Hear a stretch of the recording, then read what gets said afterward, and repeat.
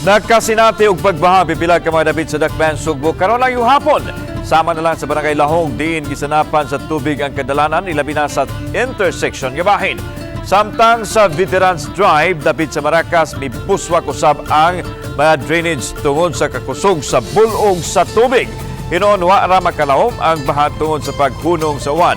Sa gipanangat impormasyon gikan sa Pag-asa Mactan, usa ka thunderstorm ang nasinati ganang hapon tungod sa hanging habagat.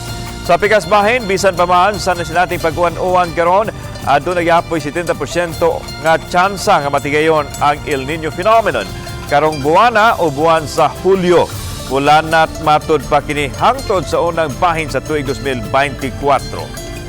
So far sa tong latest pod nga climate outlook naka near normal ra gihapon ta ma'am, so mag-expect ta og around 80% or more nga rainfall June ug July kay mao pa mo gipag-onset sa El Nino ana. Pero by August ang atong model nagpakita nga mo kunhod gyud ang ato ang gidaghanon sa ulan ug expected ta nga minus ang ulan diri sa Visayas area by August.